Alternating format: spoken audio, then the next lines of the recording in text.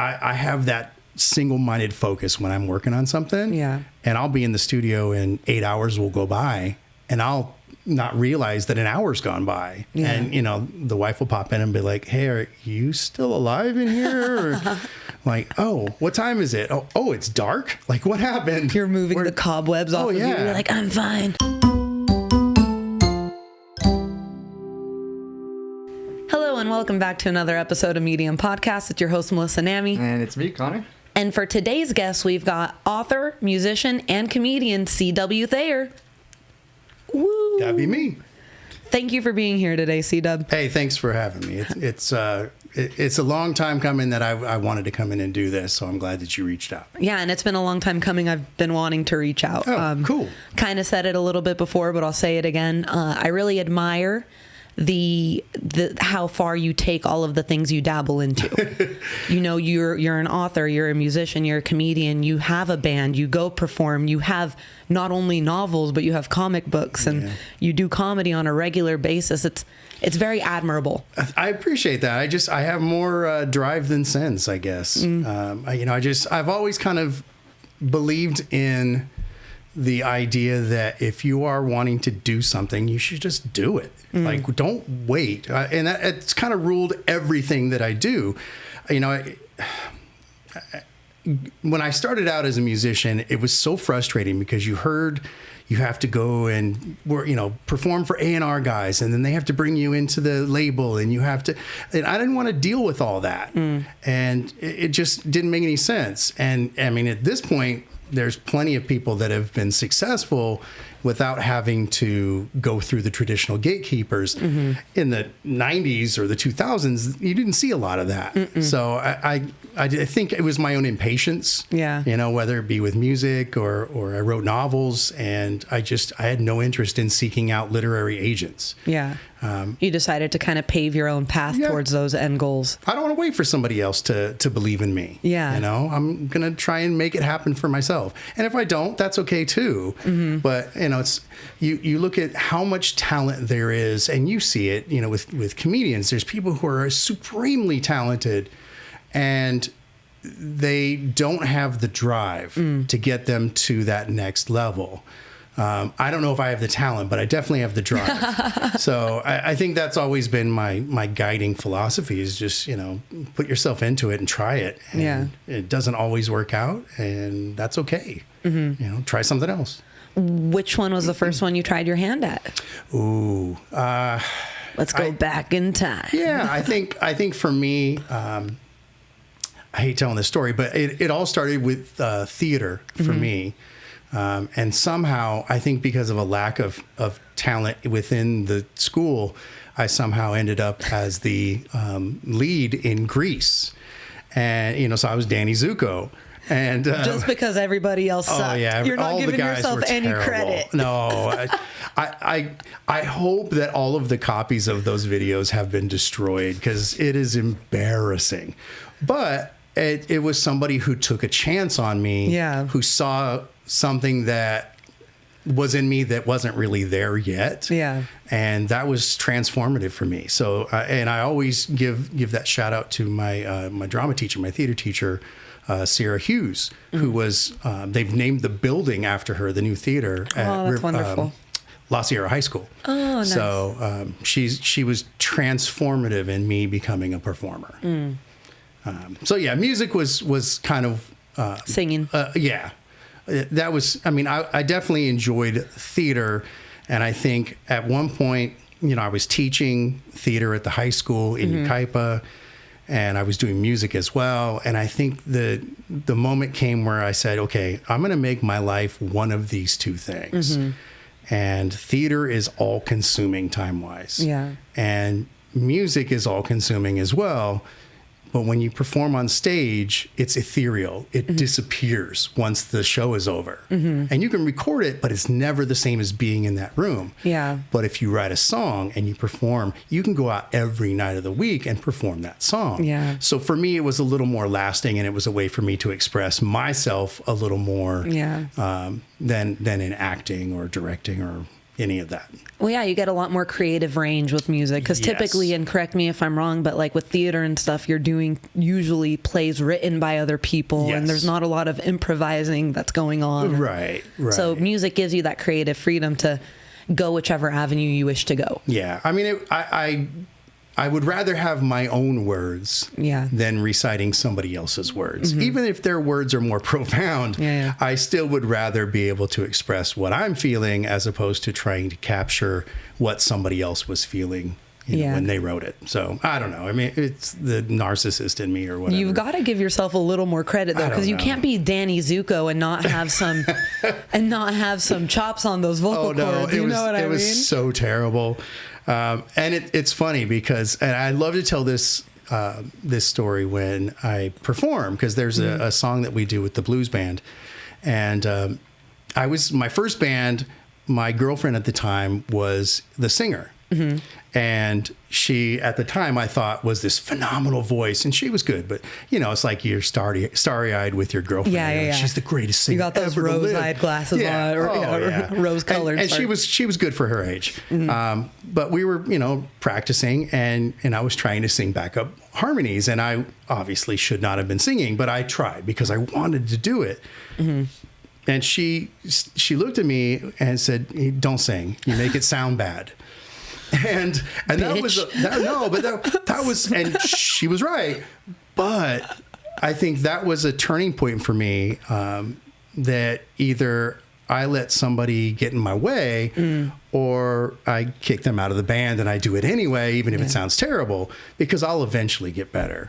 And so I chose column B, and Now you're the singer of Depravity Brothers, no? And I had that's kind of my I won't say it's a side project, but it's an alter ego almost. Really? My main project, it started out as a band called Big Papa and the TCB, and it was meant to be just kind of a joke, and it was just a way for me to make a little extra money when my youngest was being born. So I thought, we got to make some money to pay for this kid. So we'll go out and play some gigs. And then I thought, well, why don't we record one of the gigs and we'll put it out as a live record and we'll have something to sell. And the Papa John Company called us up and wanted to use one of the songs. So at that point, I'm like, crap, I'm going to have to be like Big Papa forever. And eventually they stopped using it, and I was able to go to the guys. I'm like, hey, can we change the name? And so now it's just Chris Thayer in the TCB, which, again, it's a little bit of that narcissism, but at the same time, players come and go. Yeah. TCB? Taking care of business. Cool. So I definitely, it's not a nod to Elvis. It would be more a nod to Aretha. Yeah. Not an Elvis fan, but any particular reason? Just I'm a traditional blues guy, and you're a B.B. King fan. Yeah. Well, and yeah. So no shade to Elvis for what he did. He did a lot to help bring blues music to the mainstream. Okay. But it wasn't necessarily his music. Yeah. So I think there was some good that came of it because it became a mainstream style. But, is he the king? Yeah. No. I mean, maybe Chuck Berry's the king of rock and roll, or, Anyway, so I'm not going to throw shade on Elvis. He was talented. And, whatever. I'll throw shade for you. No, I don't have a problem with the guy. I mean, he did what he did. King of nothing. He was clearly used by the people in power and the labels. Yeah, so, sure. He was just kind of the dude. There's some sympathy there. Yeah. Sure. Now, my blues knowledge doesn't really span a lot. It's not a genre of music I've done my research on, or, No. Now, what's your opinion on Johnny Cash? I like Cash. He's a terrible singer, but I like his songs. That's kind of why I like him a little bit too. Yeah, I think there's a genuineness to him. Yeah. And I'm notorious for saying this. That I love the music of the Beatles, of Johnny Cash, of Bob Dylan. I love Bob Dylan. Of, I can't think of his name. Not Joe Walsh. Neil Young. Okay. All these guys, great songs. I don't want to hear any of them sing them. Yeah, I'd rather hear anybody but them sing them. I'd rather hear the kids in the garage across the street sing their songs. So there's a number of artists that are like that. The Rolling Stones, like they're all icons, but I just not vocally digging those guys vocally. Yeah. So. Well, Bob Dylan's notorious for being like a shitty singer, and he's a poet though. He is a poet, and you forgive it. And I have a soft spot for those guys because I've always been insecure about my voice. I don't know why. Danny Zuko cannot be insecure about his voice.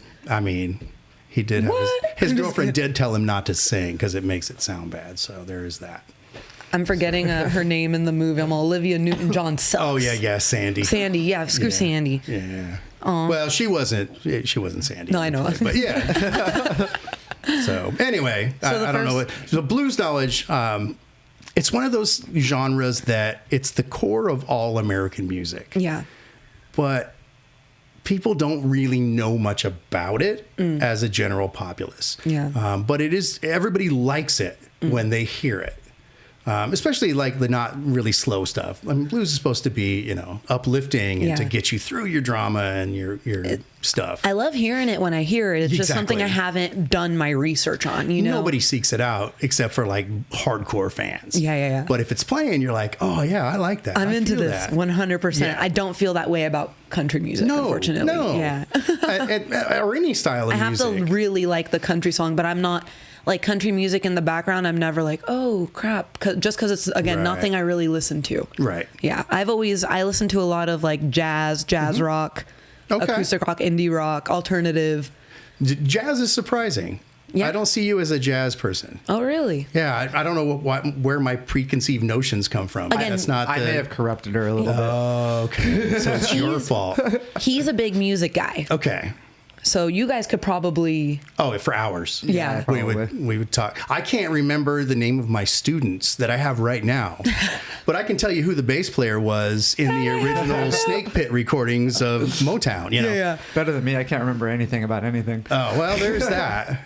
Are you the kind of teacher that makes them have the name card all year? I just fake it. I actually have my seating chart printed out so I can look at their picture. And like half my day, and this is what, November? And I'll go, can I go to the restroom? Yeah, well, hold on. And I'll go, oh, okay. And then I'll type in their names. Yeah. Half of them I still don't know. But I mean, it's a computer class. I don't have as many opportunities to have those one-on-one exchanges with most of those kids if they're working on their stuff. Yeah. So it takes me a little longer, and I'm old. Yeah. I'm getting up there, getting long in the tooth. First year, I had them all down in a month. Now it's like, if I have them all by Christmas, it's a good year. Well, not unless they're interesting. Then you'll be like, hey, what's up, John? Oh, no, definitely the kids who don't know how to act. I know their names the first week. Yeah. But that's every teacher. You learn those names first. Because otherwise, those kids terrorize the room. So CW started with theater. Yeah. Music became your thing. Was that after college and when you started teaching? Is that when you started the band? I was doing the band at the same time as teaching? As Grease in high school. So I actually started out as a bass player because it's, fewer strings. And I knew some people that played the other instruments. So I'm like, okay, I'll play bass. Yeah.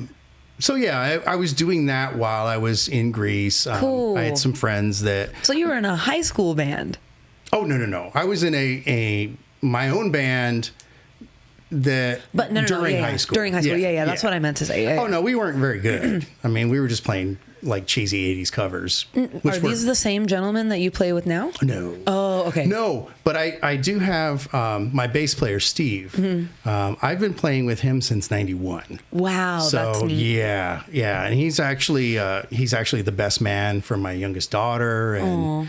And so I've tried to incorporate him and rope him into just about every project that I do. And he at some point in the last few years was like, man, I can't learn any more songs. Like, you got too many projects. I can't. The reggae band, that was the end for me. You did a reggae band? I mean, some recordings and whatnot. Nice. That's cool. But yeah, I played years ago. I played in a ska band. I'm trying to remember the name of that band. But the singer from that band went on like some TV show on MTV, and Yeah, it was just, I've done a lot of things. Yeah. Well, I mean, you've definitely reached a level of success with music since your song was used on a Papa John's commercial. Like, that's something. I mean, it was good. It was a good thing. That's not something a lot of people who like the way you're saying you kind of like dabble in music. That's not something a lot of people who do that like succeed or accomplish. I mean, to be fair, I don't know that I dabble. Yeah. I can't really say that. If I'm being 100% honest, I go hardcore into whatever I'm trying to do. I'll call it dabbling, but whatever it is, like I live and breathe whatever that thing is until I get to a point where I feel like, okay, I've got a little bit of a handle on this. Yeah. And then, I ease off a little bit and go back to trying Something to juggle new. all the different balls in the air. I mean, I'm not really a dabbler per se. Okay, well, I appreciate that because when I was asking you in the beginning what you'd like me to call you were kind of like brushing it off, like what you say? He said, "Call me a Renaissance man." I mean, and honestly, I think that is maybe more a term I would more identify with because I don't know that I'm not like the greatest guitar player in the world or the greatest comic artist or the greatest writer. I just would like to be able to say I am competent. I do good in all of those things. Yeah. I do well, I guess, at all of those things. There's a lot of people that are the best at whatever it is they do. Yeah. Doesn't necessarily mean they're successful. So it started with music, and all, like now that you're giving us the full CW, we now know that you took it very seriously. Oh, absolutely. And music has always been the core of who I am. So through your undergrad, through getting credentialed, all that stuff, you always maintained playing in a band. Oh, yeah. And then afterwards, when you started teaching, is that kind of when you were able to... Because it feels like you do invest your time into it. Oh, a lot of time. You play shows, you guys write songs. They're all original songs, correct? A lot of them, yeah. Yeah, which is very neat. It's, from what I understand, it's very tasking to create and compose and produce an original song. I mean, I guess when you first start, for me, it just is a normal thing. It's just a natural thing. Like I'm at a point now where because of all the different things that I have to worry about, whether it be work, stand up, writing, comic books, I have to compartmentalize a little bit more and balance my time better. Like I used to be able to go and write a song every week or whatever. Damn. And at this point, I'll have a project, let's like say like the TCB band. I'll have time during the summer and I'll just write the entire next album in like 2-3 weeks. Okay. And I'll just crank it out, do 1 or 2 songs a day, and then go back and kind of weed out the ones that are sort of lemons and try and do a big chunk of whatever I need to do in small amounts of time. When you're writing the song, is it vocals and guitar, or are you I do everything. So you're also writing the bass chords, the drum beats, Yeah. Wow. I mean, that's one of the nice things about Papa John's. Getting that commercial, we got paid. So, I mean, it was a good thing, and I took a lot of that money that I made on that and just reinvested it into building a studio. Yeah. So I can get up in the morning, provided everybody else is awake, and go out to the studio and lay down a guitar part and then put a vocal over it and then pull the bass out. And everything is set up so that I can walk out there and just hit record. And it's kind of like, I think of guys like Prince. Yeah. They're like, how does he have this vault of music? And it's like, well, convenience. Yeah. He has somebody there who will come in and mix his stuff and run the board at any time of the day. Like, of course you're going to have a vault of music. Whereas somebody who only goes into a recording studio once a year or once every 3 years, you're only going to have so many songs. Yeah, 10 songs a year, etc. So it's like during COVID, I think I wrote something like 100 songs during the lockdown. Damn. Lots of different genres and things. So, I mean, it was kind of like I'm home all the time.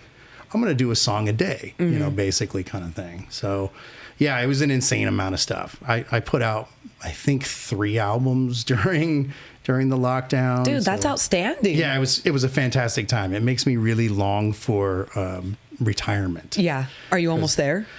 I've got 3, maybe 4 years left. Hell yeah. So as long And then as you're I just don't- going to give yourself all to the arts. I mean, as much as I can. Yeah. I mean, the nice thing is the kids are all grown at this point. I just have to make sure I find that balance between the personal life and the creative life. And that's been the hardest thing, I think, of all of this is I have that single-minded focus when I'm working on something. Yeah. And I'll be in the studio and 8 hours will go by and I'll not realize that an hour's gone by. Yeah. And, the wife will pop in and be like, hey, are you still alive in here? Or, like, oh, what time is it? Oh, it's dark? Like, what happened? You're moving the cobwebs off of you. You're like, I'm fine. So, yeah, I don't know if it's like a autism thing or whatever, but I get that hyper focus on certain things. Yeah. And I don't know that I'm autistic or anything, but I do have that ability to be able to just lock in on something. And I feel like I can't stop until I've reached a point where I feel like, okay, I've done what I can today. Yeah. And it's very frustrating when I can't get to that point. Do you feel as though you set higher expectations for yourself than you like typically would if you didn't have a project or something like that? Oh, absolutely. Like you just expect too much from yourself? Well, I think to a degree. Yeah. I also feel like you have to at some point, and I learned this in college, at some point the painting has to be done. Like you can push that ink around forever. Yeah. The ink. You can push the paint around forever. Stuck in comic book mind. I got you. And it'll never be finished until you just go, yeah, it's done. So I think there's a balancing act between those two things. So I think at some point you just have to go, this is as good as I can make it at this point in my creative life. Now, hearing this happen, what you're talking about and everything like that, the part that's really not like, how do I say this? Because it sounds very time consuming. What you're doing. Where do you find time to also write novels? And also, it sounds like you not only write your own comic books, but you also animate them? I do the art on a couple of books. I co-write with my business partner. He's a friend of mine that I've been working with. I don't know. I've known him for close to 30 years at this point. Cool. And that's a question I get from everybody. It's like, how do you find the time to do this? And it just doesn't seem like it's that big a deal to me. You just make the time. Yeah. Like I don't watch a ton of TV. True. I follow the Saints. I watch one game a week. I don't have time to spend all day Sunday watching football games and then Monday night and then Thursday night. And then, I don't have time for all that. Yeah. I'm trying to create. I'm trying to make something. So I think you find those moments, if I'm at work and I have my lunch break, I'm writing for 30 minutes. Really? Or when I get home before anybody else gets home, I'm recording something so I don't piss them off. Like, you need to come in and, have dinner or whatever. You just find the time. Do you waste any time at all? Like, are you like a napper? No, I have zero chill. Yeah. I could probably count the number of naps I've taken on my fingers over the last 10 years. I'm the same, yeah. She knows me. I'm team no naps. I hate when he says that. I love naps, but my brain will not shut off. I call them mini sleeps. Yeah. Like I mini sleep today. Like I'll take an hour and a half, 2 hour nap like nothing. That's great. And my wife is the same way. And the only problem I have with that is that I can't make noise. Because the studio is below the bedroom. So it's kind of like, all right, I guess I'm typing now. So it's just a matter of again, finding that balance, between the projects. And it's hard because something's going to give. Yeah. And I do a graphic novel series about musicians selling their soul for whatever it is they want. Ooh. And really that's what we're doing as creatives. We are selling our souls, not necessarily our souls, but our time. We're selling a piece of our life to pursue those arts. So for me, it's kind of a metaphor. It's like, what am I giving up to spend my time doing these artistic things? Now, I've made some bad moves over the years. I missed a lot of my youngest growing up because I was out doing shitty gigs. Can I say that? Yeah. Shitty gigs in bars. And, I wasted some days that I probably, will always regret that I didn't take that time. But, it's, again, finding that balance. Yeah. That's... Well, you've written 4 novels. Yeah. No. Yeah. I mean, I have. The fun thing about that is I haven't written those recently. I wrote one of them. Well, let me think about this. Yeah, really, only one of those 4 is new. Okay. The other 3. That's the ladies' man one? No, that actually was is called The Perfect Man. Yeah. And that one is close to 20 years old. No way. So I wrote it when I was way before I was married. Well, not way before. I guess I've almost been married for 20 years. But before I got married, I was writing this book, my teacher book. I wrote that close to 20 years ago. So it's like these things have been in the drawer. When you published The Perfect Man, though, it wasn't until... It was like last year. Yeah. Okay. Yeah. So you just had it in the vault and you were just I just waiting? didn't have the ending written. Okay. I knew what it was. Yeah. I just hadn't done it. And then there's another one we put out this year called Forever May Not Be Long Enough. And I knew what the ending was, but I stalled because I needed to describe the briefing room of a police department in, San Bernardino. Yeah. I didn't know what it looked like. And rather than go down there and just, man up and go, hey, I need to come in and see this for you a decided book. to get arrested. No, that would have been a much better story. No, I just, one day I just Googled it and I'm like, oh, shit, there's pictures of it. Like, I could have written this ending years ago. And it's there. So, no, I think it was just a matter of the timing was right. Yeah. Like some of these books, especially like Perfect Man, I have 3 years left, maybe 3.5 years left as a teacher. Yeah. 5-10 years ago, I did not want that book to be out while I was still a teacher. At this point, I don't give a damn. Like, find the book, don't find the book, whatever. I stand by it. It is what it is. It's quite adult.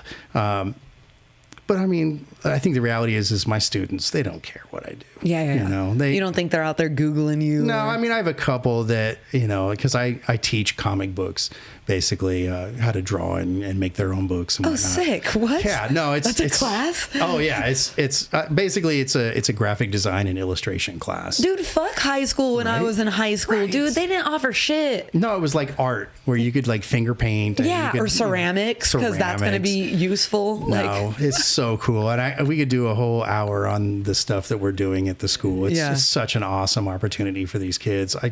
You've been teaching for a while, so you've kind of been able to see that evolution as it goes. I've taught a lot of different things. Like I started out, I did 5 years as a theater teacher. Cool. And was concurrently teaching English because those were my 2 degrees. So I was doing that. Did English for 17 years. Yeah. In that, I took over newspaper for a few years. Nice. Mainly because I was bribed into it because I was a roving teacher. I didn't have a classroom. And the principal said, if you do your newspaper, I'll let you have a room. Yeah. And I'm like, well, shit. I want a room. I'll do, yeah. I don't want to carry my crap from room to room all day. You feel like the ugly stepchild or something. Well, I was new. But yeah, I did that. I did yearbook for 8 years. I taught a music business class 1 year. So, I mean, and I switched to art a few years ago, and now I do computer art. So I've done a lot of different stuff even within teaching. I'm going to say even that's kept you young. You know what I mean? You've gotten to learn how to use technology over there. Yeah, and that's what I tell my students. His kids have never had to help him figure out Facebook or anything.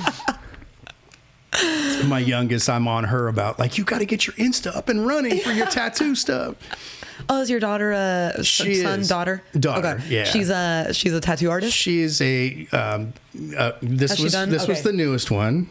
Cool. So for the cameras, I'll try and this is get your it camera right there. so you can see it. So your daughter did that? She did that. Yeah. She did my dancers for Jazz Fest. I got a few others. Those have to mean a little more than your. Absolutely. Yeah, that's awesome. I will always be the first person she ever tattooed that is not herself. Okay, hell yeah. She was secretly tatting herself at 17, and I don't know what we were thinking. Were you pissed? Oh, not at all, because I knew it was coming. We told her, you can't tattoo until you're 18. You have to wait. And she was secretly doing it. Yeah. Like, whatever. I'm practicing on the little practice skins, really. Yeah. So she's got quite a few now. That's just cool. You're having such a supportive, Well, I don't want to say my parents weren't supportive. They were, and they are. But I think there was a different set of hopes for me. And it wasn't until many years later that I finally, I mean, my parents always came out to stuff, not always, but they came out to support my plays or whatever I was doing. But there was always the, you have to have a backup plan. You have to become a teacher. You have to, do something that's reasonable. That solid ground that you can, And I'm grateful for that because that has given me the opportunity to do all these things. Yeah. On the other hand, there was always, you're living in a dream world and, you're reaching out for a pipe dream and blah, blah, blah. And there was finally a turning point, maybe 10 years ago, where it was like the music was I think it was the Papa John's thing, honestly, that they saw, oh, okay, he's able to actually do some stuff. It's not just, going out and playing these crappy gigs in bars. Like something good happened. And then, stuff getting into TV shows and all that stuff. So how does that phone call go? Ring, ring, ring. And they're like, hello, it's me, Papa. Shady. And you're like, no, I'm Papa. Yeah, I'm Papa. Yeah. They're like, no, we're Papa John. It would have been so much cooler if that's what happened. No, it was super shady, which, I mean, of course you expect that from Papa John. But damn it, John. No, seriously. I got a call in the middle of class one day and I don't ever answer my phone, but I'm like, what is this? So I'm like, all right. And I took the call, and it was an ad agency that represents them. And they said, we would like to use one of your songs, blah, blah, blah, for a regional ad campaign. The region being the United States. Yeah. That's a national ad campaign, you jackasses. So seriously, it was so shady. And then the woman said, we would like to know what you would charge us for that. And I'm like, that's not how this works. Yeah. Like, I don't know placement and licensing and all that enough to be able to, but I know that's not how this goes. $1 million. Yes. Yeah. They want you to just throw a number out there, exactly. Dr. Evil style. And the average musician is going to go $1,000. Yeah. And that's like, not realizing the range of it. Super shady the way they did it. And I just basically said, hey, I need to talk to my people to, let me talk to them. And I immediately called an entertainment lawyer, and he put me in touch with a placement firm. And then they negotiated and got us way more than I would have gotten on my own. But when you heard the number, were you like, whoa, shit, I wasn't thinking that at all. Oh, no. I would have fucked it up for all of us. I definitely would not have done it. Yeah. Because I know enough to know what I don't know. Yeah. And I think that's been good for me. That's a great strength for people to have. I do argue oftentimes that people who overestimate their capabilities are oftentimes the people who fail the most. Oh yeah. And I speak from experience because every bone I've broken has come from me, for my, it's been. Oh yeah. And I'm like every other aspiring artist. I run up the credit cards and then it's like, shit, I got to pay these down. Yeah. I went heavily into debt, when I was doing my solo stuff. I put out an album called Chasing Venus. And it was, maybe early 2000s. And I'm like, okay, I'm reaching that, mid to late 20s thing. I've got to do this. I've got to put everything I have into it and make it happen. And, I don't care what it costs. I'm going to make this happen. I'm going to get the right instruments and buy all the stuff. And of course it didn't work out because I'm not the next John Mayer or whatever. So, well, do you want to be the next John Mayer? I mean, no. I like the life I have. Something cooler than John Mayer. John Mayer was pretty cool. I mean, just the body count that John Mayer had is pretty impressive. Let's be honest. He's laid down enough pipe to go around the United States twice. Jennifer Aniston and Taylor Swift, and these are icons. Yeah, and John Mayer was there. I think the problem is him. I think he's the problem. Maybe. So anyway, I have had a change of heart as far as what I feel success is. Yeah. Okay. Because I don't want to tour the country endlessly for a year and a half. I don't want to be gone that long. Touring no. Oh no, and I've done the touring thing. At this point, I like home. I get home is sick. Nice. I get really car sick. I do too. And not to say that I travel a lot with the comic book stuff. It just sort of took off a few years ago, and now we're doing like every major con in the country. Yeah. So I do travel, but it's for a few days, not a few months. And then you get to come back to home base. I get to come home and, stay married and, versus being out on a tour bus for days on end on whatever. And, yeah. I mean, I honestly, I did 4 dates on a tour with James Taylor years ago, 2001 or something. Excuse me. And I looked at his tour schedule, and he basically tours during the summer. So he goes out, does a short tour, works his ass off for a couple of months, and then takes the rest of the year at home. Yeah. And I'm like, that's the key to this. If I were to ever do it, it would be something more like that. And that's why I have tried to, again, it's maximizing your time. If I'm going to be in New Orleans for Comic-Con, I'm going to try and book a comedy show while I'm in New Orleans or 2. So that way I'm also a touring comedian who's just happens to be performing the same weekend as Comic-Con. So that's cool. Kind of the... Do you tell people about your shows when you're at Comic-Con? I'll be performing tonight doing stand-up comedy. Great. Yeah. And I ended up with a last-minute show during San Diego. And I'm like, I don't have time to promote it because this is the biggest con ever. And everybody's basically a captive down in San Diego. Because nobody wants to drive home. They stay in hotels down there.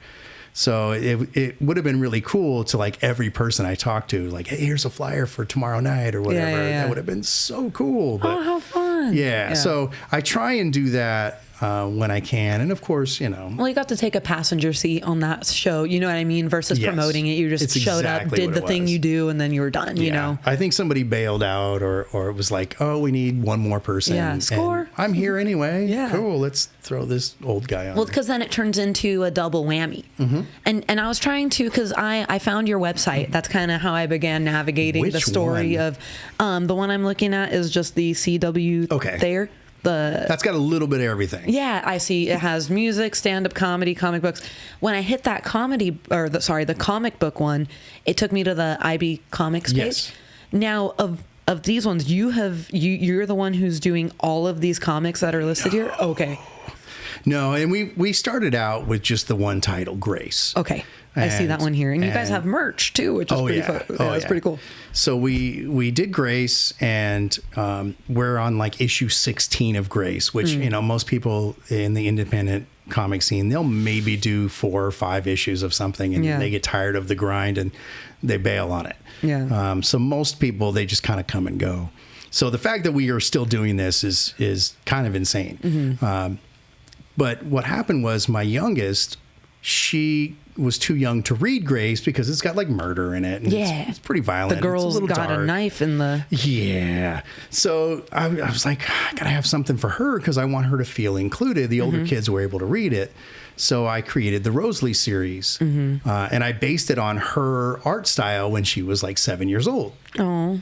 And she even named the character. And so now she's 18. She's actually drawing the current Rosalie. So I'm hoping she will forever take that over. Yeah. And we've kind of had this full circle thing. So then, as we're doing these two things, I then wanted to do this blues book, which talk about niche within a niche within a niche. It's like there's no way that this should be successful. The Legbus Juke Joint. That's that one. And it's a cool project because each book has an album of music. That's what I was going to say. I was like, this is the album of yours that I listened to, the one with the Ophelia Jones. Oh, okay, yeah. Yeah, I was listening to that when he came in. I was listening to that. That is a fun record. It's a great record. That's what her vocals are beautiful. Yes. So you're doing the I was going to ask about that. You're doing the guitar, bass, drums for that, and then she's kind of okay. On some of the instruments. I'll bring in some ringers.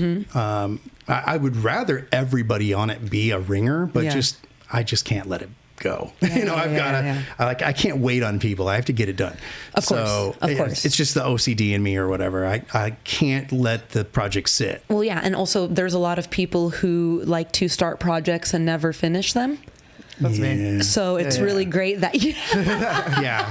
I have songs that I've been writing for 10 plus years. Oh yeah, and I have those too. Yeah. I just don't fixate on them. I put them away until the moment's Well, right. I do have like I did 7 songs in 7 days. I do that's great. I do projects like that as well, but I do have some that are Exercises. very tightly knit, and I'm still building upon them. yeah. So I've been waiting for the album, bro. You don't want to force Sometimes. it though. no, 'Cause- I don't really care about releasing music at all. I like making music. I have hundreds of songs on my laptop that I've written by myself. I don't need to release it really, but I will be releasing in the future. What if Papa John's hits you up, right, though, dude? You could, and now it's not embarrassing because Shaq's involved and racist Papa John is out. So See, but it's not even like an embarrassment thing. I have no shame. Ask her. I have absolutely zero shame. I was embarrassed of Papa John. I stopped playing the song for about 5 years. If we look up the commercial, is it easy to look up? Oh yeah, What would I have to look up on YouTube? It's called Go Big Papa. Go Big Papa. Oh, it's the douchiest commercials ever. He basically does like a home invasion and forces these people to eat his shitty pizza. And then he throws a football in one of them and he's driving around in his douche Camaro. And it is so cringe. And there was a series of them. And, it was one of those things that the song is super catchy. It's the dumbest song ever, but it's super catchy. Yeah. And I don't think they ever listened to the words. Papa's got something for every taste. The meats, loaded with 5 real meats. Or our Tuscan 6 cheese. Your choice. Just $10.99 each for a large. That is fucking catchy. Go Big Papa, 'cause that sounds super catchy. It's so cringe. I'm gonna put the commercial in there. Oh God, don't do that. We could do that, right? I'm sure you can. I'm sure you can. Is that okay with you? That's fine. That's Okay. fine. He's gone out of the picture, so it's not as embarrassing as it once was. I didn't want to be associated with them because remember he was being such a douchebag and he was being a racist. I don't think I remember the Papa John's God. racial controversy. Oh, yeah. He was dropping like N-bombs in his meetings or whatever. No. Yes. Wasn't that like debunked or something or maybe it was his side of the story. I don't know, but he's gone. He's like, no, I didn't. Well, Yeah. he got screwed out of the company. It was like he's like in lawsuits with them and stuff. Like apparently they targeted him to get him out of the company to take over or something weird. Well, yeah. I'm not either standing way up for the guy. If he he's said a the N-word, he D-bag. said the fucking N-word. I think the biggest thing is he was not wanting to raise the minimum wage it was about health insurance for his employees. Yeah. And he didn't want to have them get health insurance through the company. So he said, if I have to do this, I'm going to raise the cost of pizza rather than cut into my profits so that the customers pay for my employees' health care. I had a boss like that. That was so gross. Yeah, Like it's one thing to like it just happens, but to make a public stand like that, I'm like, what a freaking douchebag. What a douchebag, yeah. Seriously. So for a while, I wouldn't play the song. Damn. I like it sounded Would the people, set. when you were playing it, like let's say before you got over it and before you hate it, would you play it and or people like, oh, is that the Papa John song? Did that Honestly, ever happen? I got a lot of currency out of that. Yeah. Not money, but money too. Yeah. But people would book me on things Because of that accolade? that was happening, and it was only a couple of years. Yeah, I think they licensed it for 3 years. Dude, so many people seize the moment, CW. Could I'm talk glad to you a girl. seized it. Yeah, she seized the moment. Absolutely. And now she's got like one of the most listened to podcasts and all of this stuff. So I think there's no embarrassment behind it. You took an up. Oh, I definitely wasn't embarrassed to take that money. Yeah, that's what I'm saying. I'm all, you did it the right way. You got a lawyer involved. They got you the money you deserved. Yeah, you made him pay for that shit. I think the only thing that I felt weird about was that there were musicians who had been doing this for decades that didn't get the kind of love they should have gotten. And here we are coming in and get this commercial. And I'm like, I wish I could, siphon some of the attention off to these guys. And I would always do that whenever there was an interview or I played a gig or whatever. I would mention these artists. Yeah. But I always felt like, we came in and we got the attention because we were in the right place at the right time and we didn't screw it up. Yeah. So if there was any guilt, it was over that we kind of got our bit of love out of turn, maybe. Yeah. But I mean, That's a harsh hindsight, perspective to, you know what I mean? Because if you're going to look at, I'm going to call it out of pocket, right? Because out of term or whatever you want to say, it's, you wrote that song. Yeah. You know, you created that song. It's in that moment. If someone was looking for a song like that, there's nothing to discredit you in what you did. Yeah. So no, and logically, you know, it's an insecurity as an artist. Turn. Yes. Yeah, I understand that, because you those, you know, classic roads that you were talking about, like, oh, you got to perform for this person. Yes. Or I guess the only one I can really compare to is comedy. You know, people are like, right, oh, you need to do it for 8 years, and you need to do this, and you need to find your voice. Such crap. And I'm like, but if you can do that in 2 years and still be good on stage, and then what? Why are you going to knock someone down just because of the time they've been doing it? Look at Matt Rife. Yeah, the guy is clearly talented. Yeah. He's clearly good at crowd work. He's charming. People like him. Charming. He's affable. People enjoy him. He's using his superpowers for his gain, which is fine. He broke the code. Yeah. And you can't hate a guy for breaking that code. Yeah. But it's like any art. Once you find a way through, that door will close. Yeah. And now you got to find a new way through. So, or a way to maintain that trajectory forward. Yeah. Which is what he's doing right now. You know, to use him as an example, it's like, okay, people like crowd work. I'm just going to fucking do crowd work. Oh, yeah. I think the only thing that bummed me out about him is he let the haters dictate what he did. And he did that Netflix special that was zero crowd work. Yeah. And I'm like, screw those people. They're just jealous and they're hating. You do your thing.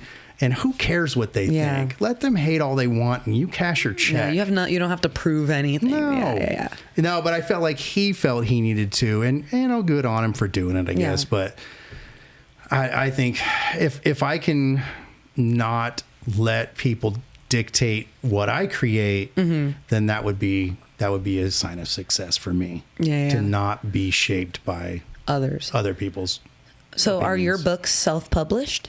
They are. That's cool. Because then you don't have an editor or a publisher telling you what you can and can't write. Yeah. I mean, I do have people who come in, and like I generally at this point will bounce my books off my business partner, Ron, and my wife, and a few other people that I respect their literary, you know, insights.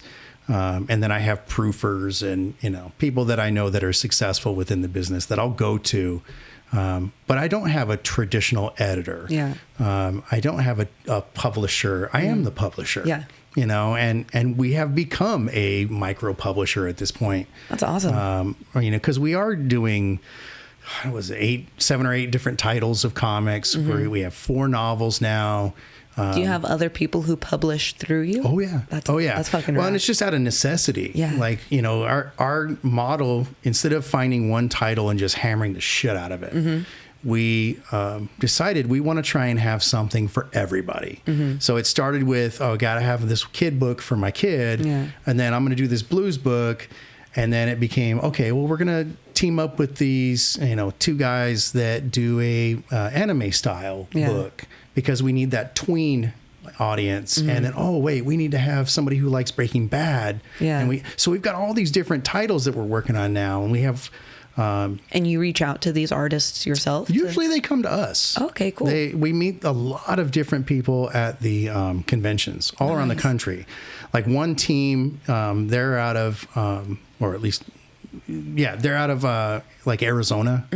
And then Ron met an artist out of, I think it's Iowa, and she's doing our fantasy book, which is like a D&D style book. Yeah. And then we have, because I don't have time to do the Legba art anymore, we found a guy in Brazil that's doing the art for that. Tight. Yeah, I mean, it's just, you know, we start like making these connections. Did with he people. have a similar drawing style to what you were originally doing? Well, and it's not even that. He was able to replicate it? Or? The concept was each book would have a different look. Oh, okay. And it would mimic the decade in which it's set, the art style from that decade. Does the music also correspond? The music goes along with it as well. I love this concept, dude. And that's the thing is, I'm loving this concept. It's such a cool, like lightning in a bottle idea. I'm about to get these. Oh, they're so cool. Don't okay. Don't tell Ron, but I'll get you. We'll cut it out. Yeah. At the very least, I can get you the digital copies. Okay. Yeah.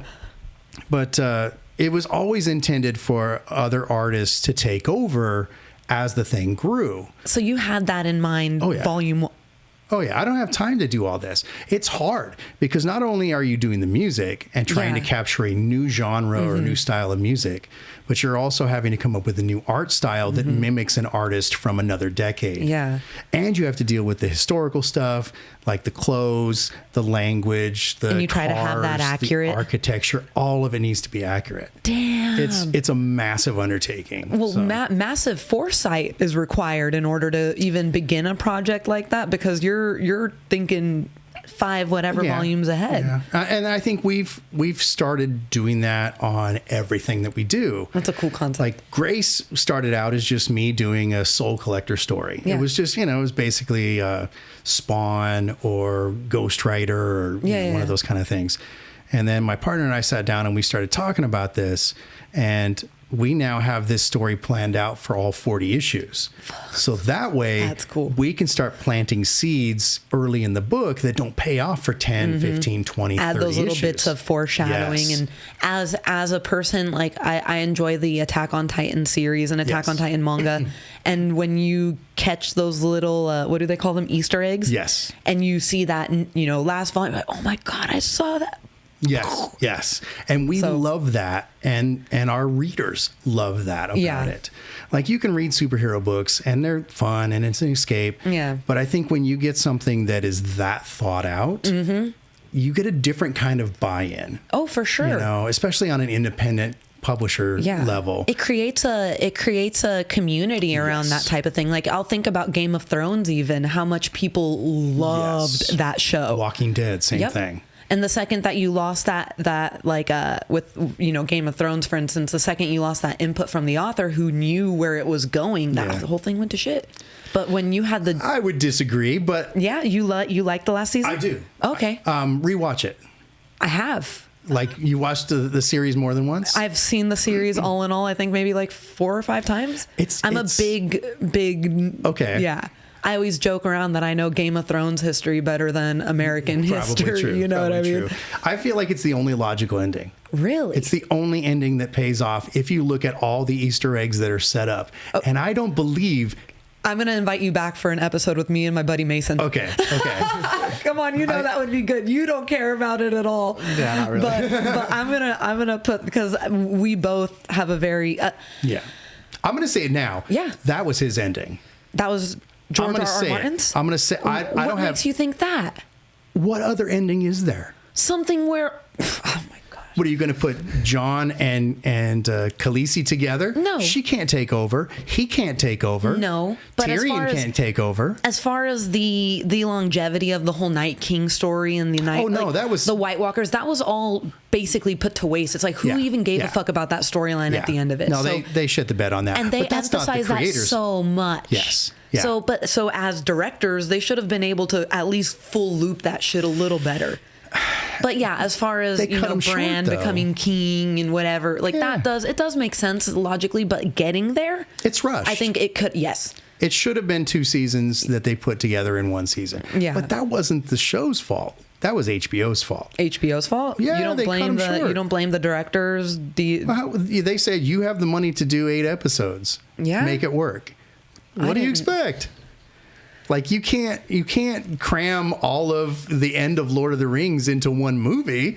I mean, you have to spread it out. I guess, but if that's the case, then they should have. If they're going to fuck up the White Walker storyline in the first place, do that in the first 2 episodes, and then give us good story the next. You know what I mean? Yeah, I mean, again, because they emphasized that so much that last season, just to throw it away.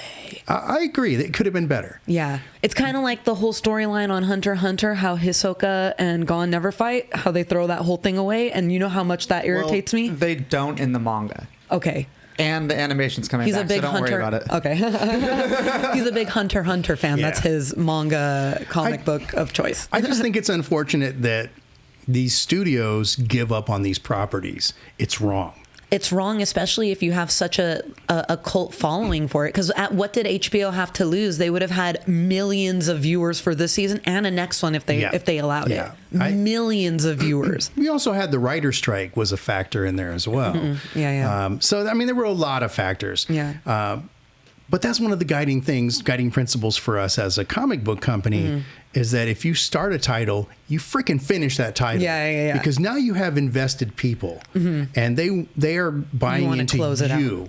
Yeah. And your creation, you have to give them that payoff. Yeah. You can't just end it. And that's where a lot of like companies don't get that. You have a moral obligation to fulfill that. Yeah. Because people have bought into what you believe, what you've created. So you feel like a lot of these people end their projects prematurely. Absolutely. Yeah. I mean, look at Walking Dead. Yeah. Even the comic. It's like all of a sudden it just sort of ends. I'm like, what the fuck was that? Yeah. And you're waiting for more as a reader. Yeah. And they put out this big giant issue at the end. And I'm like, that's how you're going to end this? You know? So yeah, I back to my you're being original very point. intentional with the way you're writing and setting it all up. Absolutely. Yeah. And I truly believe that was George R. R. Martin's ending. And that's why he hasn't written that book, because he can't come up with a better ending. Really? I absolutely believe that. He could still write it out. Give us the meat. Give us the bits. But there's been the so much juicy hate bits. for it. Yeah. I mean, all I had to do was bring it up and boom, you jumped on it. Think about the entire fan base. He got me. Does that. The entire fan base does it. Yeah. I mean, honestly, I love nerd culture, but there's no one worse for like nerd culture than nerd culture. Yeah. Star Wars fans are the absolute worst. That goes for like most things too. Is like the fan base can ruin something so quickly. Absolutely. What did I just see that I absolutely loved that reminded me of, Deadpool. Okay. It reminded me of The Force Awakens in Star Wars, where they did all of this fan service. They gave us Han and Chewie back in the Millennium Falcon. They gave us, Luke, sort of. They gave us all this stuff we wanted to see. They even blew up the Death Star again. It just happened to be a planet. They gave us all the stuff we wanted. Yeah. But it was way too much pandering. And everybody was like, it's the same movie. Yeah. Deadpool, though, they gave us everything we wanted as a fan, but it wasn't something we had seen before. Oh, okay, so you didn't feel as though it was okay. They did all the fan service, but they did it right. And anybody who hates that movie, you need to get your head examined. Is that the Deadpool Wolverine movie? Yes. Is that the one you're referring to? Oh okay. my God, it's amazing. Okay, I gotta watch it. Oh, you haven't watched it yet? Oh. No. I'm not a big movie gal. Okay, Yeah, fair enough. I'm more of a wait till it comes out on streaming and then I'll watch it over the course of 2 to 3 days because it's hard for me to sit down and do that. So you're a movie guy. Oh no, I don't go to the theaters anymore. Yeah. I'll watch. It's got to be something special for me to go to the theaters. Oh, okay. Like I went to see Deadpool Wolverine. Huge Deadpool fan. Oh, okay. How could you not, as a comic, love Deadpool? Okay, he's a comic. He's just killing people and being fun about it. Yeah. I mean, he's a comedian. That's fantastic. Do you have a hierarchy to which of these creative avenues that you enjoy most? Or do you feel as though they kind of like all aid one another in growth? And there is a connectedness to all of them. The only one I have not connected as much is the comedy. Okay. And that's been intentional. When people find out I play guitar, I was they're going like, to ask, why don't you bring it out to do comedy? I was going to ask. And I've always felt like that would be the easy way. Because I know I can make people laugh with the songs. Yeah. I have done it for years. Yeah. I write silly songs like Long Blonde Hairs or Granola Girl. I mean, I've got the material. Yeah. It would be cheating to me. Because comedy's hard. Yeah. Comedy is a challenge to me, where music is no longer as much of a challenge. Like it's very innate to you now. It's 30 years. Yeah. If you aren't feeling comfortable as a musician in 30 years, you need to give up. It ain't going to happen for you. Do you second that, Connor? I guess in a way. Seriously, if you and if you've really pursued it, and you don't feel confident walking out on a stage and performing, like what is wrong with you? Yeah. What are you doing? Dedicating your time and to what craft? Yes, what are you doing? Yeah. So find another hobby, you know, because clearly this is not the path for you. If you're doing it for yourself, that's one thing, but to be able to go out and perform. So I feel like I would, sorry. You're good, dude. I would feel like I was cheating the process. Yeah. You wanted to do it on its own merit. I do want it on its own merit. I want to do it on those terms. Yeah. And I constantly get shit for it from people that know about me. Yeah. Like know what I do normally. But but it's there. I'm not going to fib. It's always something that I've sort of wondered, because I'm like, okay, like, you're clearly a talented musician.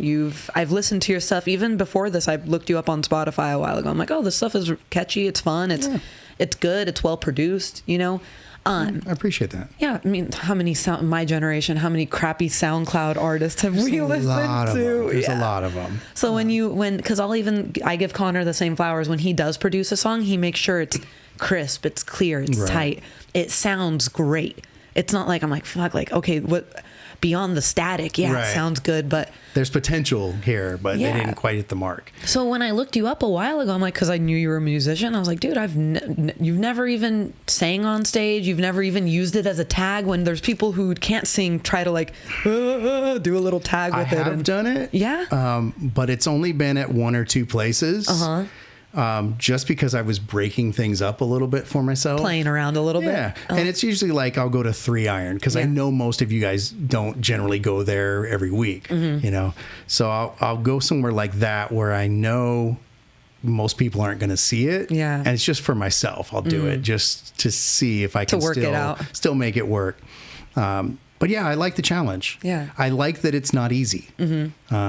I want to have to work for this. Yeah. And that's why I haven't brought that out. But it's there when I'm ready. You know, if I ever record a special, you'll know that there will be a song or two in there. Musical comedy? Oh yeah, there'll be a couple things. Have you taken your guitar to 3 Iron? Yeah. Oh yeah. What?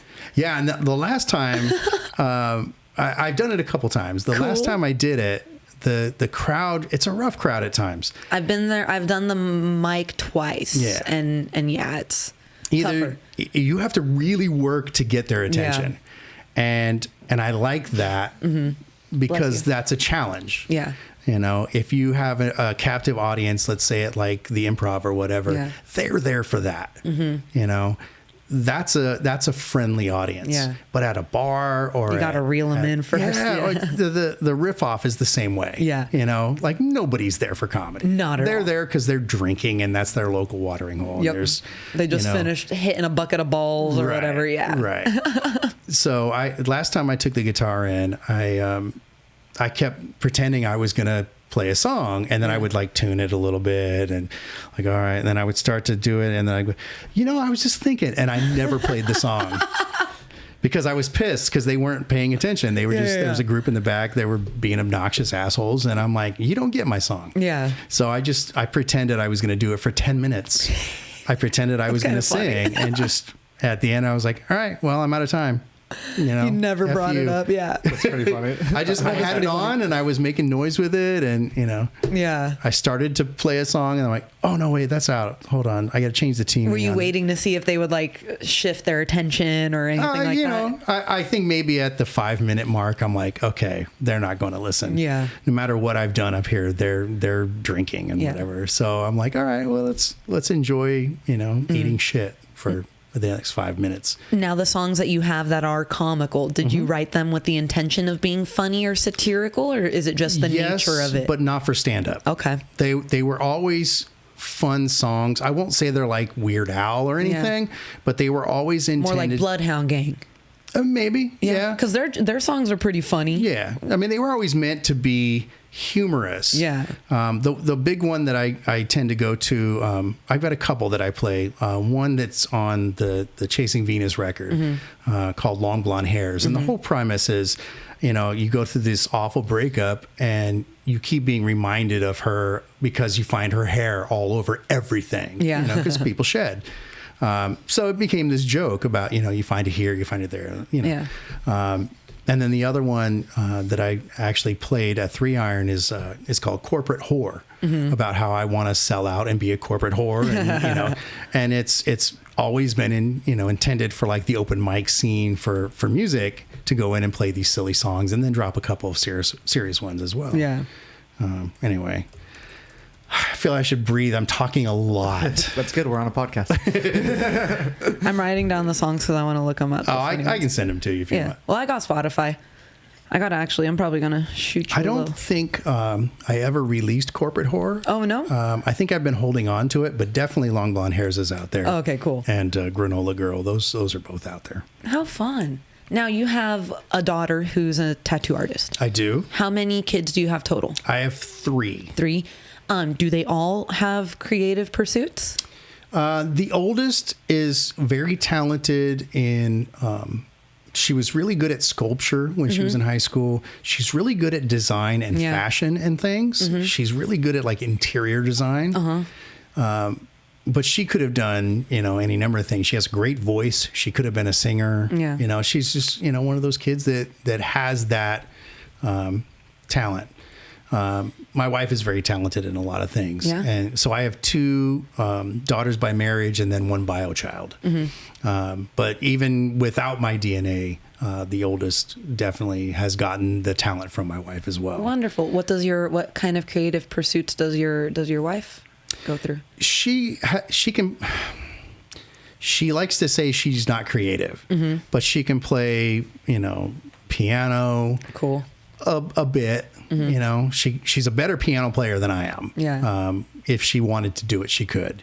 She basically just decided one day, I want to learn violin. So she started taking violin lessons. Sick. And, it's one of the hardest instruments. I mean, it sounds like you're murdering cats. If you don't do it right. Yeah, it's terrible. And So she's good at it? she got good enough, and then she was like, yeah, I don't have time for that anymore.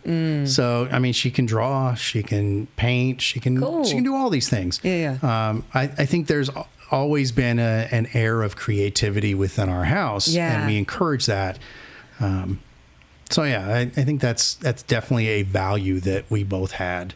I mean, I don't know how she ended up marrying this guy, but she's a very she's probably open-minded. Thinker. Yeah, and I think because you were pursuing a lot of this stuff before, you know what I mean? Yeah, she knew you were a psycho when she married. Oh yeah, and again, I mean, like the first 5 years of marriage are always a challenge of any relationship, and it was a matter of finding what she can put up with and what I can scale back.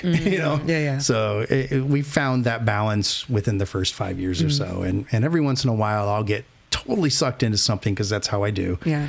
And she'll go, hey, I started making my match profile, and I'm like, all right, I'll be home. I'm coming. So, I'm coming back. Give me a minute. Yeah. I'll be right there. Have you ever wanted to write a funny comic book? We have one. Yeah. I'm not the writer on it, but I am. I do the lettering on it.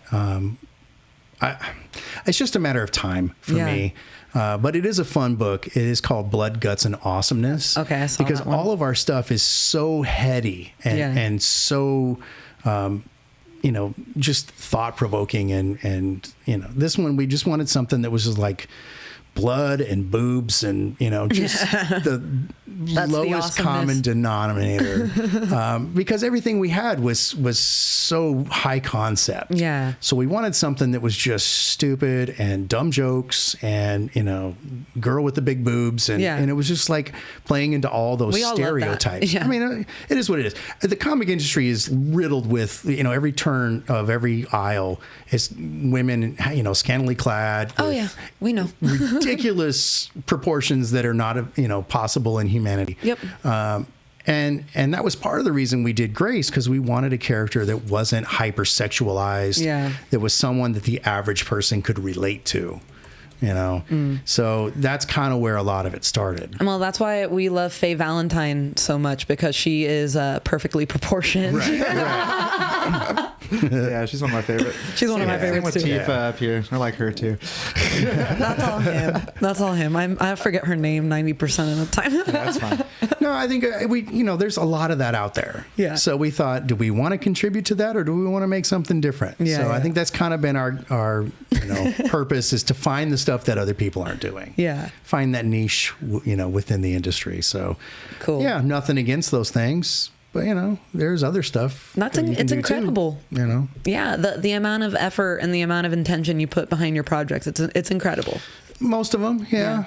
I mean, definitely Depravity Brothers is kind of my therapy, if anything. My reaction to times being what they are. Mm-hmm. I needed to either go out and break some shit or write some angry music, and I decided it would be easier, and at my age, probably smarter to make music than go destroying things. Yeah. So I'll leave that to the kids, you know? Mm-hmm. So yeah, I mean, everything sort of has its purpose, I guess, in my life. The blues is a little more fun, the blues project. You know, I've got my folk type stuff, my folk rock, my John Mayer type stuff. And I do that from time to time as well. Yeah. I'm not as active in that, but I do still put out records. And, you know, I put out a couple during the pandemic. And cool. Well, we'll wrap it up on this one. I really am curious what brought you, because you were so dedicated to these things already. You were talking about writing novels 20 years ago and having them in the vault. You were in a band during high school. You continued playing in bands throughout all this time. What made you decide to take because it is a little bit of a left-hand turn into comedy. Oh, absolutely. What made you, when did you, and what made you decide, I want to try that? We were doing a podcast. We did like over 100 episodes or something. It was some insane amount of podcasts, and it all spawned from the, that's where Grace came from. It was an episode of the podcast. And I was bitching about the fact that there were no female-led comic book movies at that time. And of course now we have Wonder Woman and, you know, and they basically were like, you know, if you don't like it, make your own. So I did, because that's my mentality. You took it very literally. I'm going to do it. I'm going to make my own. Fine, I will. And at that time, a guy named Brett Miller, or Brett as he's known in comedy world. I know that guy. Yeah, he came in. He was a friend of Ron, who's my business partner. And then we started talking. I'm like, wait, your name's Brett Miller? He's like, do you have a dad who plays music? And like, we had played together, me and his dad, several times. So then I started like talking with Brett a lot. And he basically, I said, I always wanted to try stand up. Yeah. And he's like, well, you know, I have a show that I produce out in Corona, and, you know, I'll put you up on it, you know? And I was supposed to go up and do like 5 minutes or whatever. When was this? Oh, it was, geez, I don't even know. It was probably like 8 years ago. Cool. So I went up, and, you know, the comics do as a lot of the comics do. They were just talking in the background, bullshitting, and 13 minutes go by and I'm still up on stage and I still have material. So at that point, I'm like, I can do this. You know, apparently this is cool. And I started like improvising with the crowd, and so I had a lot of fun with that. Heck yeah. The problem was the scene was different that time. There was a lot of shit talking in the background, and, you know, like you would be in the back of the room with the comics, and one of them would go up on stage and they would all just totally shit talk the guy on stage. Then he would come down, the new guy would go up, and they would all do the same. And it was really kind of gross. Kind of toxic. It was very toxic. And there was a lot of alcohol and a lot of drugs and a lot of dysfunction, which is, you know, comedy. But I came from a music world. So for me, you know, if I go to a gig, I'm like, hey, you're awesome. Why don't you come up and jam with us? Yeah. And this was a lot of the opposite of that. So music is another definition of unity. Yeah, absolutely. When you're at a show with people, like if you're at a show that you like, we both went and saw our favorite band this week. I went on Wednesday. He went on yesterday. Who'd you see? Their name's Delta Sleep. No clue. I'll send them to you if you're interested in listening. Yeah. I'm always up. I love them.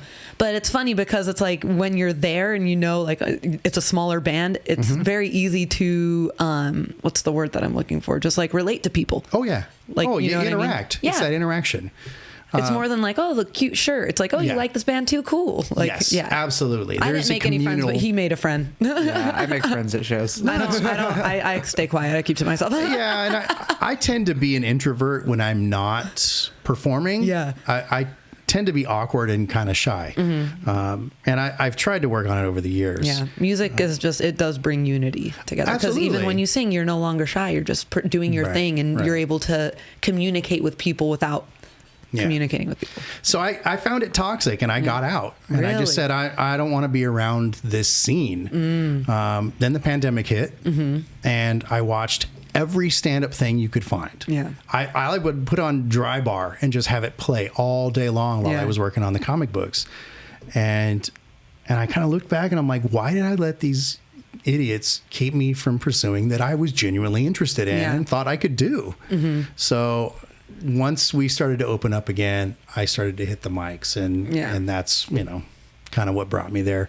But I've always loved comedy, and I especially love the storytellers. Yeah. Be it, Bert Kreischer, Bill Cosby, the people that talked about...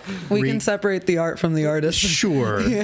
And say what you want. He was a great stand-up for his time. He was. There's no doubt about it that he was iconic in his field. He's a shit person, but he was really talented. Yeah. There's a lot of people like that. yeah, especially in comedy. Unfortunately, yeah. So I connect with that personal experience style.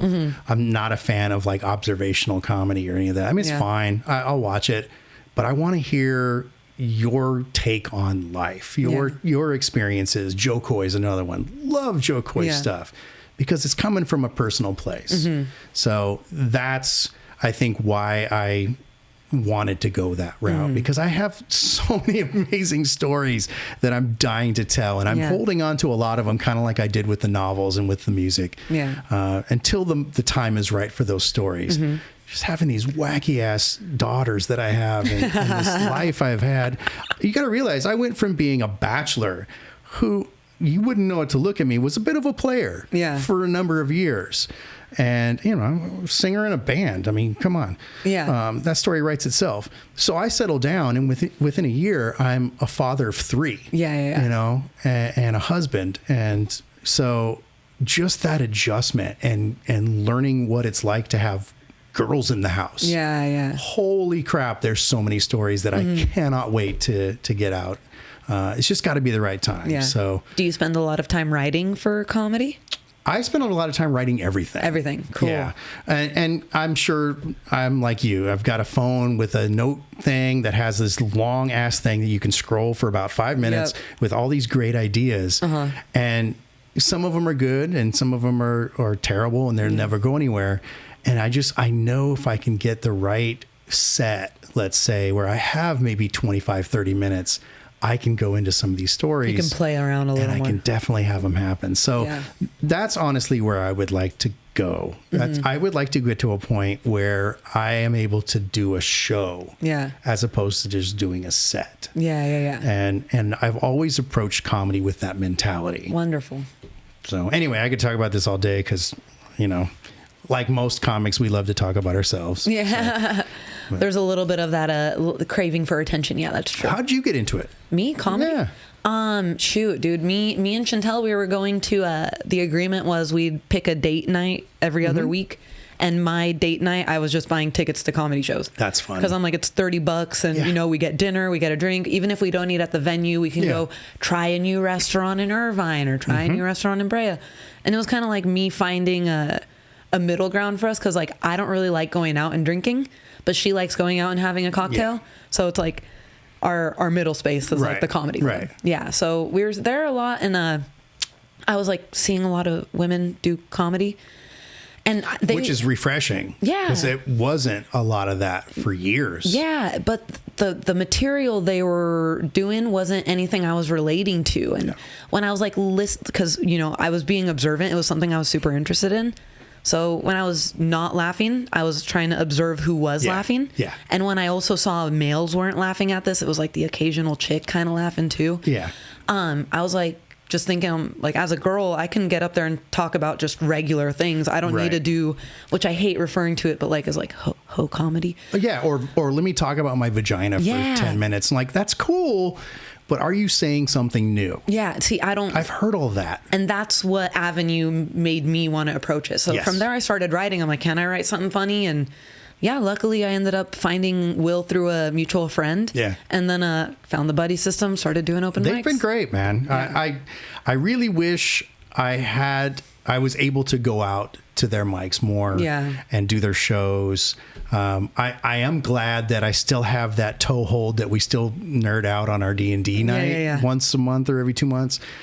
Because it keeps me connected to those guys. Because I definitely want to stay connected to those guys. For sure. It's just hard with everything that I do, whether I'm traveling or playing gigs. Or, well, you have a lot of fucking projects. And you have a whole ass day job. Yeah. So, I mean, like... For a couple more years, a few more years. But, like, come on. I'm ready to do something, something else with my time. The fact that you're even able to find time to allocate to each of these things while being a husband, being a father, being a teacher.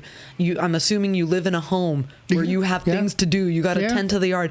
I was doing yard stuff earlier today, and you know what I mean? Like, it takes no yard stuff for me anymore. Occasionally. Well, I have a gardener, but I still like to do things. I mean, I'll do the bougie. Let's do a little vegetable garden thing from time to time, but spawned out of everybody becoming gardeners during the pandemic.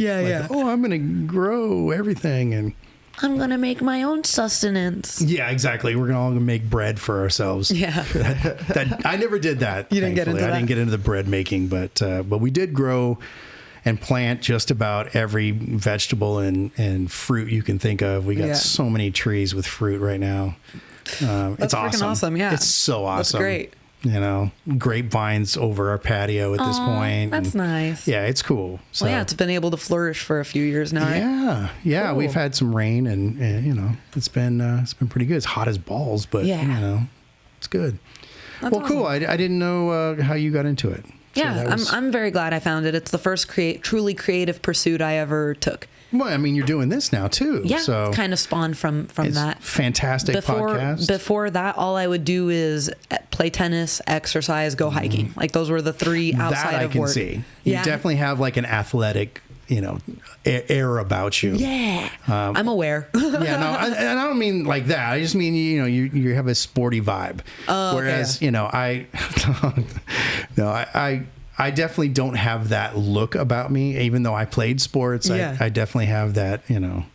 I mean, the tattoos are a bit of a facade. Like, I'm a pampered dude. Like air conditioning. Which was the first tattoo you got? It's on my back, actually. It was a little phoenix thing that I drew up. You drew it yourself? Yeah. That's cool. I mean, it was just one of those things. Like, being the perpetual artist, like, I'm so heartbroken, I'm gonna be like a phoenix and rise from the whatever. I just got dumped. That's reborn from the ashes. Yeah, it's so cheesy. But you know, that was kind of like, you know, a reminder, like, you know, quit being a wuss and make it happen. Get back out there and do what you got to do, because I mean, it's not always going to be easy. Yeah. So that was kind of the first one, and then from there, I just kind of became Daddy Doodlepad. Daddy Doodlepad. You know, let my. Do you have another one coming up with your daughter? She's got to finish the lover's tattoo. She didn't finish we did it at night, and it looks great. Yeah, she's going to go in and do the shading. The and line work is really nice, and it is. Yeah. It's nice and solid. Mm-hmm. She wanted to do the outside a little jagged, so it has. You can tell it's intentional. No, it's nice. Well, and I asked her, I'm like, are you drinking a lot of coffee, or did you do that on purpose? She's like, you said you wanted an old looking card. I put jagged. I'm like, okay, just making sure it's not like, she's trying to match what you're looking for, your vision, man. Right. So I do need to get the other side done. And my friend up in Seattle did these too. So is that like your music sleeve? This is my New Orleans side. New Orleans? Okay, cool. So I've got my voodoo spirit and my voodoo doll, and then my New Orleans Jazz Fest thing, and then, of course, my Fleur de Lis. And then I'm going to have him do a Robert Johnson piece, who was the guy who, the story goes, sold his soul to become a great musician. So, again, tying back to the comic book and, you know, me getting into blues music, and, you know, we selling our souls to be creatives. Damn. So this is great. I don't know. I think too much. I don't think that's a negative thing. I think it shows a lot of intention. It's not just it's not just racing thoughts, you know, which is pretty great. Do you have tattoos? No. Okay. Yeah. So I've noticed something. How about you? Yeah, I got tattoos. What do you have? I got like 15, 20 things. Are they like random, insane things that don't connect? They don't connect to each other necessarily, but they all mean something. Yeah. Okay. So, like, I don't understand what it is about, I don't want to say your generation, but let's say millennials and Gen Z. Mm-hmm. Their tattoos make no sense. Yeah. It's like my his daughter. Makes sense. My daughter has a coffee cup on one side, a skateboard buried in the ground. She doesn't skate. Yeah. And then there's like some other thing that she got. I'm like, why do you have those? Yeah. Like, I don't know. Yeah, all my tattoos are very intentional. Okay, Yeah. that I get. And So his leg is like all music stuff. Okay. So that's cool. I get that. Yeah. And I'm not one to, I'm totally judging, but I'm not one to try and judge. People are going to create but I'm like, you're doing something permanent. I think And that it's gonna started be random nonsense. I feel like that started, and you would know more because you're in the culture of it, like the tattoo culture a little bit. I feel like it started with the Friday the 13th tattoos. Yes. People would show up to a shop, they get to pay $10, and it's like, oh, well, I got this random skull. I might as well get a random skateboard buried in the ground. You know what I mean? And I'm going to put Pikachu here. Yeah. And a dead flower here. Yeah, no, I know. And a die. And I'm going to, like, what are you doing? I actually have a Friday the 13th tattoo, but it was also intentional. I went and got it with a group of friends, and it's Krusty the Clown smoking a cigarette, and the smoke makes a 13, but you wouldn't even be able to tell it was a 13 unless I told you. Okay. And we all went and got it together, and I've been a huge fan of The Simpsons growing up. So. I get that. That means something. Yeah, But, like all these but like people. a random ghost or something. Right. Now. It was on a tattoo sheet when you got it, though, right? Like No. She custom did it for Okay, us. see, it was my friend's sister. cool. That's the part that I'm saying. I think that's what started it. Is like you go to a tattoo shop and they're like, okay, these ones are all $25. They're These ones are all flash. $50. And you're like, I got $100 instead of getting one $100 tattoo. I'm gonna get two $50 tattoos. Yeah. Or it's like have you seen the gumball machines?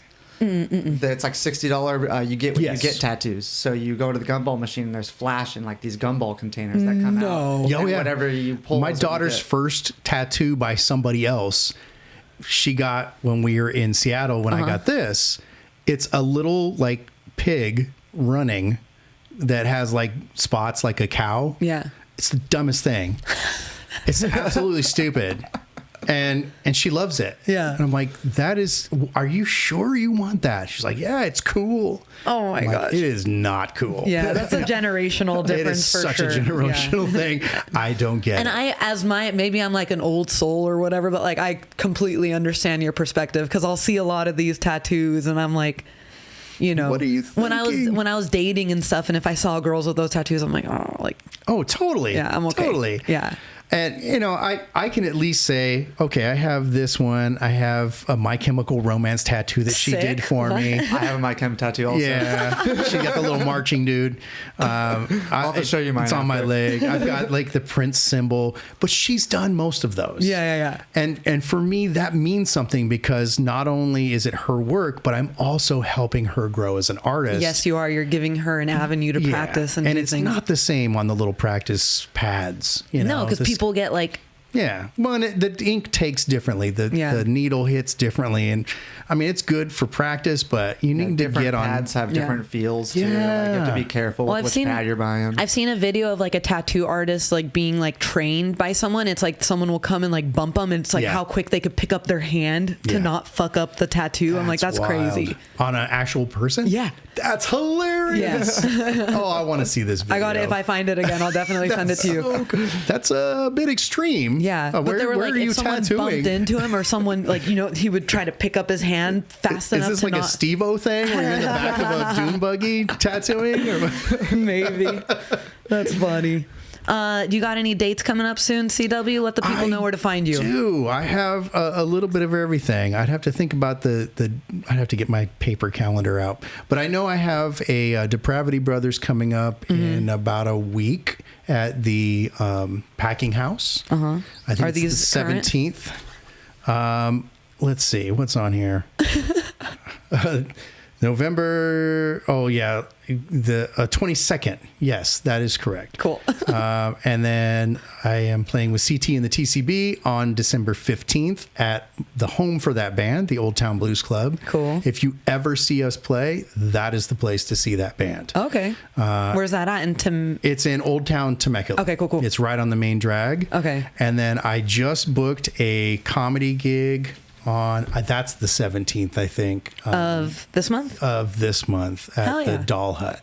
Oh, cool. So that just sort of transpired in the last 24 hours. So Yeah, and that's going to be cool because that's a pretty legendary musical venue. Yes. So that's fun. Yeah, I'm trying to get the band in there, the Depravity Brothers in there. So You can talk to them when you go do a set. There's Get a those method toes to the on madness. board. You know, Nice. it's like always finding the way to maximize your time. Yeah. So each one of the things you do is sort of a stepping stone to help aid the other. That's cool. I mean, you have to. Yeah. Because otherwise you're not going to get anything accomplished. Yeah, for sure. You have to find the time. Yeah.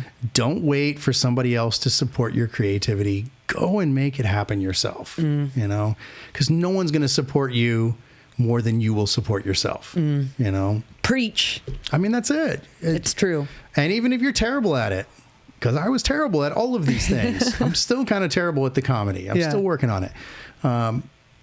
Practice, get in front of an audience. Hell yeah. Because then you'll get better. It's that trial by fire. You have to get in front of an audience if you're going to perform something. Yeah. Oh, So. That's awesome. CW, thank you so much for being here. Thank you. Today. I haven't looked at the camera at all. No, that's fine. Doesn't matter. Thank you. Go make creative stuff. Thank you for being here. I super appreciate it. Like, share, subscribe, guys, and we will catch you next time. Thank you. Thank you. Bye.